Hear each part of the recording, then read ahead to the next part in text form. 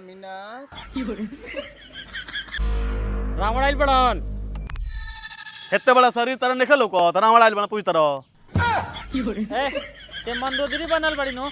हाँ चल आई रावण के पास आके बैठ। हम ना बैठे मुकरा लागे मार भक भक बसा तारन हम बसाता नहीं मारे बैठे से चला के कटा के कट दे जानलो कि ना का तर तो कही ना नहा के आबो।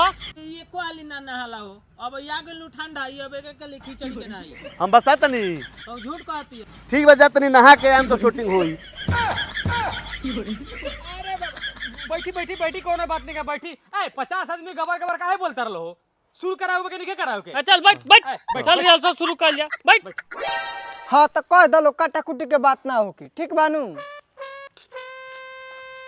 बैठा ना केहू ना कुछ बोली बैठा।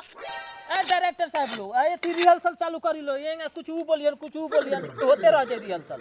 राम लक्ष्मण के सीन के करता राम के सीन बा मोहम्मद अली के आ लक्ष्मण के छोटू के ऊ कहां बड़ा सन रे। सवेरे हमरा से भेटाई रहे लो कहत लो कि छठ खत्म हो गइल बा चले के बा यूपी तो हम कहे कि ना भाई हम रिहर्सल छोड़ के ना जाएम तो ऊ कहत सन कि रिहर्सल आज ना होई काल होई तो ऊ लोग गइल बालो यूपी।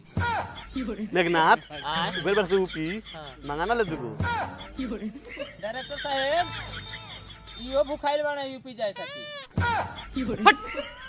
बैठने तो मार के चामे बदर देम अभी।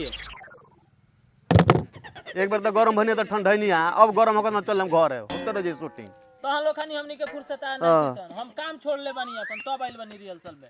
चली ढेर तो हम लोग सब जना काम करता भइल बड़ा है। ये 5 बार मोबाइल पे फोन लेके कहां बड़ा आवा लकड़ी काटे के बा शुरू कर चला। हां तो चलो लो ए साइड हटा है जहां रिहर्सल मंच छोड़ो हेने आजा सर अरे कहां संतरी घर से साइड में डायलॉग याद बा ना। हाँ याद बा। हां चला सुनावा। ए हैंगे डायलॉग खोला बैठ के हैं तो केंगे डायलॉग हो खड़ा होके बोला ना खड़ा होकर बोले ये जानते ढेर खड़ा होकर बोला। ए सुना वो ठीक बोलती है ठीक बोलती है कैसे तरह ना बैठ के दांत चियर करे हे चलो हमरो ना बुझाइला चलो खड़ा होके बोला डायलॉग खड़ा होके बोला याद बानू डायलॉग। हाँ। हां तो खड़ा होके बोला चलो उठा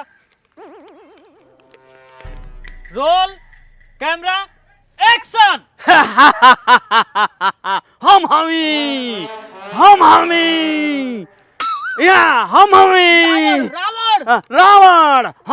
रावण डायलॉग याद बा कि ना डायलॉग याद बा। हाँ याद बा। हाँ तो याद बा का हवा तू। मैं हूँ खलनायक। अरे खलनायक ना तहर नाम का हो बाबू अली। अरे नाटक में तहर का नाम बा रावण हाँ रावण। चलो रेडी रोल कैमरा एक्शन। हाँ रावण मैं ओहो क्या रावण मैं हूँ रावण। Roll camera action. हम लंका के पति। हम लंकाधिपति। हाँ ठीक बा लंकाधिपति। हाँ लंकाधिपति। Roll camera action. हम लंकाधिपति जना से पूरा पताल आसमान जमीन तीनों लोक में धर कापेला हमरा से पूरा पंचायत कापेला हमरा से। पंचायत में कहा से आजी तीनों लोक आ 14 भुवन कापेला। चलो फिर शुरू से बोलो। हाँ ठीक बा रोल कैमरा एक्शन। हम हैं लंकापति हमरा से देख नहीं के करे आवत यार आर पर के इनकर के रावण के रोल दे देले बड़ा लो। वाह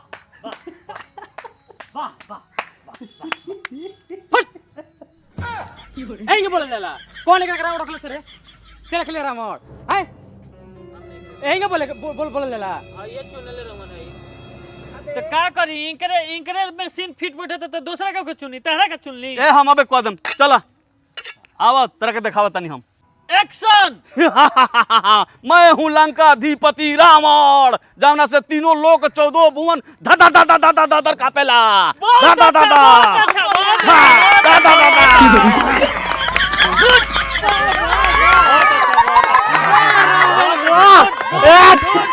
या रुको हाँ डायरेक्टर साहब हाँ। अब अगला वाला सीन कौन सा है? अगला वाला सीन बा कि रावण के अंतिम दिन बा आ मंदोदरी मनावतिया उहे वाला सीन हाँ उहे वाला सीन हाँ चलो चलो शुरू कर चलो चलो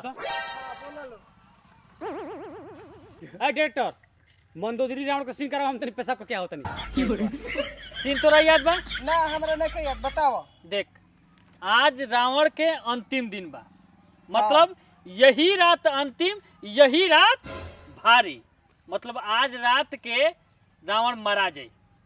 अब तोरा किंग एकरा के आके मनावे के बा कि भगवान से बैर नत ल ठीक बा आ तोरा वो टाइम पर एकदम हफ्चा रोए के बा ठीक बा हमरो। हाँ ठीक गुड रोल कैमरा एक्शन। हे स्वामीनाथ तब हमरा से कुल ना होई देत रह हैं हम ना करम कुल सीन का हो गई हां देख भाई करत एंग होई हैं तो हमरा हथियार चली। अरे तो ये सीन बता के करी अरे उ तरह के समझावतिया तो तू समझबा ना समझावे ला लेंगे नहीं दूसरे हमरा होता पिताश्री तारा भी सीन बा कि तू बोलता रह। हाँ तो देखिए लो रावण के दोसर फील देती है वो। रे चल बढ़िया से सीन करते थे अरे रावण मंदोदरी आ मेघनाथ हाँ का तनी बढ़िया से सीन कर लो ठीक बा तनी मैनेज कर लो तीनों के तीनों जना एगो तो दू से 3 दिन समय बा तारा तो ढोल बजाला समास नहीं के आ इंगरा करनी चलाला समास नहीं हाँ के तो का खर्चा बर्चा खातिर काम करे ना जी का खाली यही से काम चली का हां या उतर तो कहत रहे कि अभी बाजार में सब्जी बेचे जाए के बा। हाँ तो कर लो ये टेंशन कराला तो उतना सवेरे आवेला। अच्छा ढेर बात कही ना चलो सीन आगे बढ़ाओ सीन आगे बढ़ाओ चलो फोन कर खड़ा हो चल जी मैनेज कर रेडी ए बोली जी बोलिए। ए यार ठीक से सीन करो सन आ तू फील कराओ कि हम रावण हई ठीक बा पिताश्री अभी बंद कर तुम्हारा टाइम नहीं है। महाराज तीर धनुष के जमाना नहीं खाई बंदूक ली। ये ठीक है चलिए बोली जी एक्शन बोलिए। एक्शन। हे स्वामीनाथ आज हमर काहे दिन मन घबराता प्रभु श्री रामचंद्र जी से काहे नहीं कंप्रोमाइज कर ले। सीरी मत बोलो उसको वो मेरा शत्रु है मैं उसको मार दूंगा काहे उतर आइल बानी इतना वहाँ के तीनों लोग के मालिक बानी। हम 14 भुवन के मालिक हमी दर दर दर दर दर दर चलिए बहुत अच्छा देखो सन ई सीन जोन भइल बा एकदम परफेक्ट मेघनाथ हाँ। परफेक्ट भइल बा। अब चलो आओ तो तू अपना लाओ तो आओ ए चलिए रेडी कीजिए 1 मिनट हम बात करके आओ तनी तब तक तू संभारा। अच्छा ठीक बा तो ये करबलो तो होते रह जाई रिहर्सल जब सब हो जाई या दू कौची हो जाई। सब तो जन चलो अपना लो। अपना काम में जा लो। Light camera action. पिताश्री राउर आदेश चाहिए हमरा हम दोनों भाई के गर्दन काट के लंका में लिया के रख दें पिताश्री। भाई गणासी लेके जो अक्सर सन के काट के लेके आ धर धर धर धर धर धर धर ना पिताजी ना हमारा कहौ दिए सेलार ला आइला काहे से कि पिताश्री ओनियो बड़े बड़े हथियार होई। ए रुकी बड़ा दांत चियर ले बड़ा जा हनुमान जी मार लेके गदा की मुंह चियर देला जा। ए लड़का के हमरा ते डरपोक मत बनाओ। रवा जाए के बात जाई हमरा लड़का सन के मत बजी। हां हम जाना तानी नु हम जाना तानी कि आज का होके वाला बा ओइसे तो हमर मन घबराइल बा।